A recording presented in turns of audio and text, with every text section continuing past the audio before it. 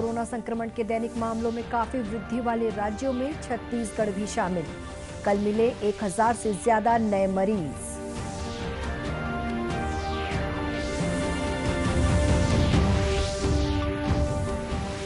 राज्य सरकार किसानों को 21 मार्च को करेगी राजीव गांधी किसान न्याय योजना की चौथी किश्त का भुगतान।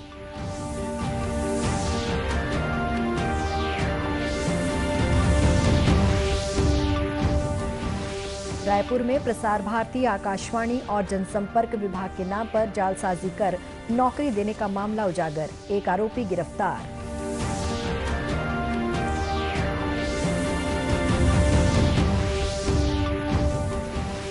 और मौसम विभाग ने छत्तीसगढ़ में 48 घंटे का अलर्ट जारी किया, कई इलाकों में ओलावृष्टि और आकाशीय बिजली गिरने की चेतावनी।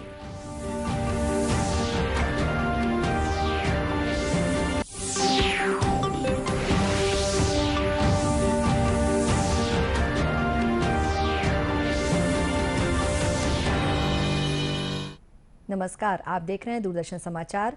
मैं हूं शुभ्रा भट्टाचार्य। अब समाचार विस्तार से। केंद्र सरकार की ओर से बताया गया है कि जिन राज्यों में कोरोना संक्रमण के दैनिक मामलों में काफी वृद्धि हो रही है, उनमें छत्तीसगढ़ भी शामिल है। केंद्रीय स्वास्थ्य मंत्रालय के अनुसार कल महाराष्ट्र में एक दिन में सबसे अधिक 25,833 मामले सामने आए। वहीं छत्तीसगढ़ में कल रात तक 1066 नए मरीज मिले हैं। केंद्र सरकार ने उन इलाकों में निगरानी बढ़ाने और कंटेनमेंट का सख्ती से पालन करने को कहा है जहां मामले बढ़ रहे हैं। राज्य के कृषि मंत्री रविंद्र चौबे ने कहा कि महाराष्ट्र में कोरोना के बढ़ते मामलों को देखते हुए वहां से आने वालों को कोरोना जांच के बाद ही छत्तीसगढ़ में प्रवेश करने की अनुमति दी जा रही है। छत्तीसगढ़ के परिप्रेक्ष्य में भी हम लोगों ने निर्णय लिया है कि महाराष्ट्र से आने वाली गाड़ियों को, यात्रियों को जो कोरोना टेस्ट है, गाइडलाइन है, उसका पालन करना अनिवार्य और टेस्ट कराने के बाद ही एंट्री दी जा रही है। लेकिन संक्रमण के बढ़ते हुए दौर में और क्या कुछ किया जा सकता है, हम लोग इस पे विचार कर रहे हैं। छत्तीसगढ़ में कल रात तक मिले कोरोना संक्रमण के 1066 मरीजों में से सबसे अधिक 310 मामले रायपुर के हैं। फिलहाल राज्य में 6025 मरीजों का इलाज विभिन्न अस्पतालों और होम आइसोलेशन में चल रहा है। कल कोरोना संक्रमण से 4 लोगों की मृत्यु हुई है। इस बीच राज्य के स्वास्थ्य मंत्री टी.एस. सिंहदेव ने दूरदर्शन समाचार से बात करते हुए कहा कि कोरोना के बढ़ते मामलों पर रोक लगाना निश्चित तौर पर एक चुनौती है, लेकिन पिछले वर्ष के अनुभवों से इस महामारी पर नियंत्रण रखा जा सकेगा। कोरोना के साथ इस एक साल में हमने जीने की सीख हासिल करने की पूरी कोशिश की है और ये एक साल का अनुभव हमको आने वाले समय में भी निश्चित रूप से काम आएगा, जहां किसी तरह की हम शिथिलता नहीं बरतेंगे। हम याद करेंगे कि एक पहले प्रकरण से 3,19,000 लोग छत्तीसगढ़ में प्रभावित हो चुके हैं। आज तो हमारे यहाँ 5,000 से ज़्यादा लोग प्रभावित हैं। तो एक से जब हम इतना बढ़ सकते हैं तो ये हमारा अनुभव हमको अपने और अपने परिवार के और छत्तीसगढ़ की सुरक्षा के लिए भी काम आएगा, ऐसा मेरा विश्वास है। वहीं देश में अब तक 3,93,00,000 से अधिक लोगों को कोविड का टीका लगाया जा चुका है। बीते 24 घंटों के दौरान 22,02,000 से अधिक लोगों को कोरोना की वैक्सीन दी जा चुकी है। राज्य सरकार द्वारा 21 मार्च को किसानों को राजीव गांधी किसान न्याय योजना की चौथी किश्त का भुगतान किया जाएगा। मुख्यमंत्री भूपेश बघेल चौथी किश्त के रूप में राज्य के 18,43,000 किसानों को 1,104 करोड़ 27 लाख रुपए की राशि का भुगतान करेंगे। योजना में अब तक किसानों को 3 किश्तों में 4,500 करोड़ रुपए का भुगतान किया जा चुका है। इसी प्रकार प्रमाणित बीज उत्पादक किसानों को 3 किश्तों में 23 करोड़ 62 लाख रुपए और गन्ना उत्पादक किसानों को अतिरिक्त प्रोत्साहन तथा आदान सहायता के रूप में 74 करोड़ 24 लाख रुपए दिए जा चुके हैं। इसी प्रकार किसान न्याय योजना की चौथी किश्त को मिलाकर किसानों को कुल 5,702 करोड़ रुपए का भुगतान किया जा रहा है। राज्य के कृषि मंत्री रविंद्र चौबे ने कहा है कि किसान न्याय योजना के तहत किसानों को आने वाले साल के लिए किए जाने वाले भुगतान राशि का प्रावधान बजट में कर लिया गया है। राजीव गांधी किसान न्याय योजना के माध्यम से हम लोग 3 किस्त में देने का बजट में हालांकि 5,700 करोड़ का एक साथ प्रावधान हमने किया था और 4,500 करोड़ रुपया अलग अलग तारीखों में पहले 21 मई को, फिर 20 अगस्त को, फिर 1 नवंबर को। अब परसों 21 तारीख को माननीय मुख्यमंत्री जी के हाथों 1200 करोड़ रुपया, 1200 करोड़ रुपया चौथी किस्त किसानों को हस्तांतरित की जा रही है। और आने वाले साल के लिए भी 5703 करोड़ रुपये का प्रावधान हमने बजट में प्रोविजन किया हुआ है। किसान न्याय योजना के तहत खरीफ मौसम में धान की फसल के साथ मक्का, सोयाबीन, मूंगफली, तिल और अरहर सहित 13 अन्य फसलों को शामिल किया गया है। दूसरी ओर भारतीय जनता पार्टी ने राज्य सरकार पर समर्थन मूल्य पर खरीदे गए धान में से 32 लाख मीट्रिक टन धान का उठाव नहीं होने का आरोप लगाया है। भाजपा सहकारिता प्रकोष्ठ के अध्यक्ष शशिकांत द्विवेदी ने आज रायपुर में एक प्रेस वार्ता को संबोधित करते हुए कहा कि धान खरीदी के बाद उपार्जन केंद्रों में उचित रखरखाव की व्यवस्था नहीं है। उन्होंने कहा कि धान का उठाव भी नहीं किया जा रहा है। 8 लाख मीट्रिक टन ही बफर लिमिट के माध्यम से सोसाइटियों में, उपार्जन केंद्रों में धान रहना चाहिए, लेकिन आज स्थिति यह है कि वहां पर वर्तमान समय में भी लगभग 32 लाख मीट्रिक टन धान पड़ा हुआ है और 1.5 महीने से उसका परिवहन नहीं हो रहा है। जबकि नियम है, इन्हीं खाद खरीदी जो धान खरीदी नीति है, उसमें नीति बनाई गई है कि धान का परिवहन बफर लिमिट से ज़्यादा होता है तो 72 घंटे के अंतर्गत परिवहन किया जाएगा, चाहे राइस मिलर ले जाएं या ट्रांसपोर्टर ले जाएं संग्रहण केंद्र में। श्री द्विवेदी ने यह भी कहा कि सरकार द्वारा धान खरीदी के लिए बनाई गई सोसाइटियों को नियम विरुद्ध तरीके से भंग किया जा रहा है।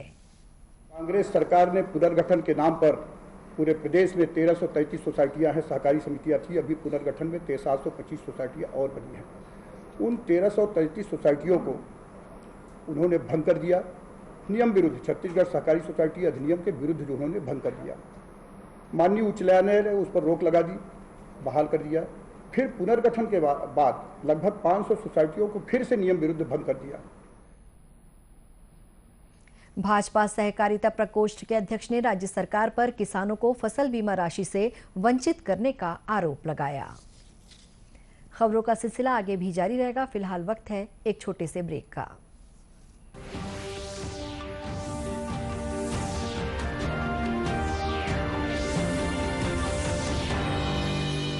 क्या बात है, बहुत कुछ लग रहा है।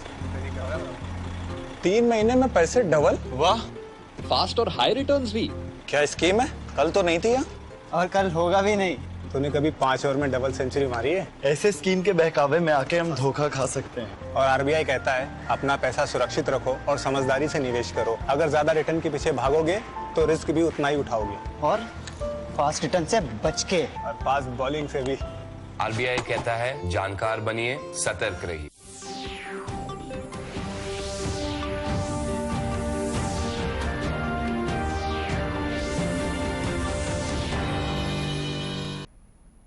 ब्रेक के बाद एक बार फिर स्वागत है आपका दूरदर्शन समाचार में।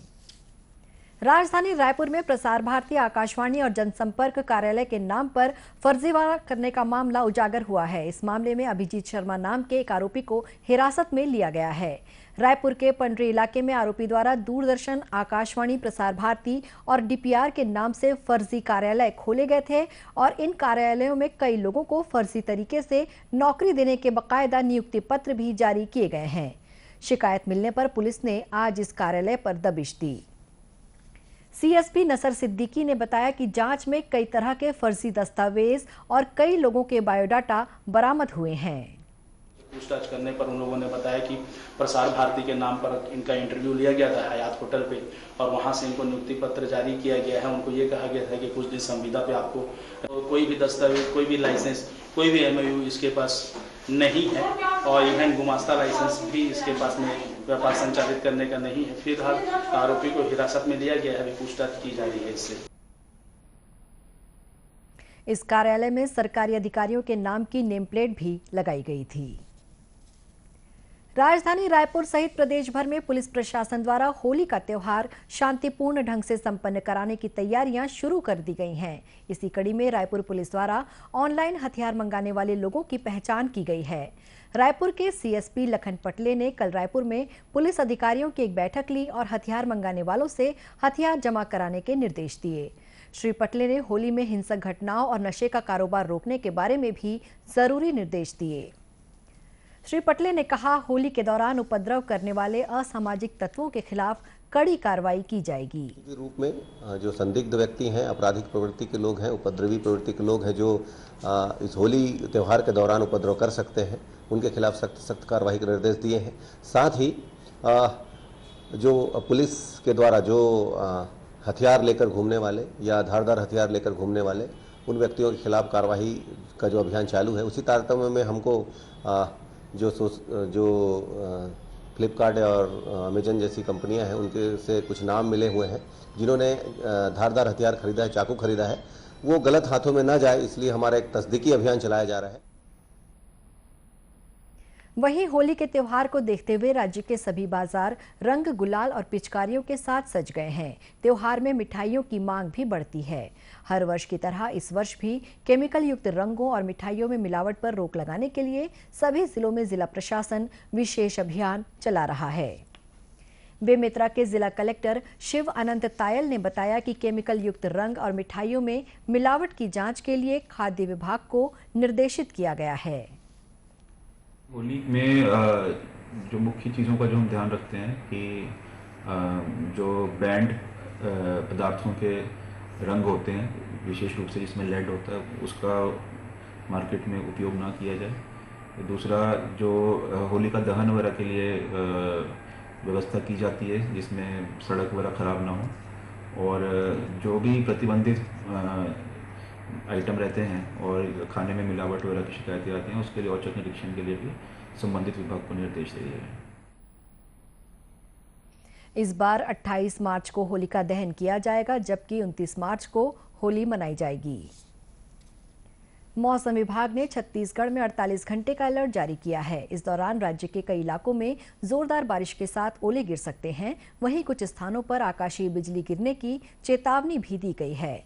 रायपुर स्थित मौसम विज्ञान केंद्र के अनुसार राज्य में ऑरेंज अलर्ट है। इसकी वजह से 10 जिलों के मौसम में बदलाव आया है। आज राजनांदगांव और रायपुर सहित कई अन्य जगहों पर हल्की बारिश होने के साथ ही आसमान में बादल छाए रहे। तापमान में गिरावट होने से गर्मी कम हुई है। मौसम विभाग ने बलरामपुर, सरगुजा, सूरजपुर और जशपुर के साथ कई अन्य जिलों में गरज चमक के साथ बारिश होने की संभावना जताई है। पश्चिमी विक्षोभ के असर से छत्तीसगढ़ के अलावा देश के कई अन्य राज्यों के मौसम में बदलाव देखा जा रहा है। मौसम विभाग के मुताबिक बीते 24 घंटों के दौरान राज्य में 1-2 स्थानों पर हल्की बारिश दर्ज की गई। बिलासपुर संभाग के अधिकतम तापमान में वृद्धि हुई, जबकि अन्य जगहों पर तापमान में विशेष परिवर्तन नहीं हुआ है। रायपुर संभाग के न्यूनतम तापमान में गिरावट दर्ज की गई है। इस दौरान प्रदेश में न्यूनतम तापमान करीब 17 डिग्री सेल्सियस अंबिकापुर में और अधिकतम तापमान लगभग 37 डिग्री सेल्सियस बिलासपुर में दर्ज किया गया है। दूरदर्शन केंद्र रायपुर से प्रसारित होने वाले प्रादेशिक समाचार को आप YouTube पर भी देख सकते हैं। हमारे YouTube channel Chhattisgarh DD news पर प्रादेशिक समाचार उपलब्ध रहेगा। YouTube चैनल का लिंक और QR कोड आप स्क्रीन पर देख सकते हैं। अपने एंड्रॉयड फ़ोन से QR कोड स्कैन कर आप छत्तीसगढ़ DD न्यूज़ लिंक पर जा सकते हैं। इसके अलावा छत्तीसगढ़ DD न्यूज़ फेसबुक और ट्विटर पर भी उपलब्ध है। अंत में मुख्य समाचार एक बार फिर। कोरोना संक्रमण के दैनिक मामलों में काफी वृद्धि वाले राज्यों में छत्तीसगढ़ भी शामिल। कल मिले 1000 से ज्यादा नए मरीज।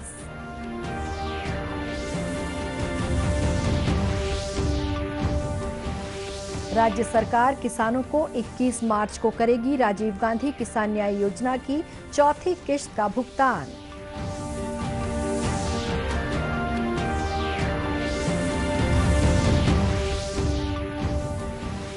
रायपुर में प्रसार भारती, आकाशवाणी और जनसंपर्क विभाग के नाम पर जालसाजी कर नौकरी देने का मामला उजागर, एक आरोपी गिरफ्तार।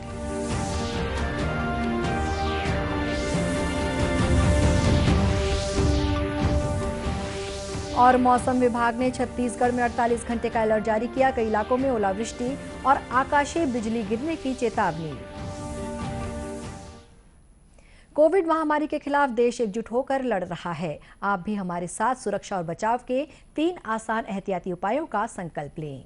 इसी के साथ ये समाचार बुलेटिन समाप्त हुआ। नमस्कार।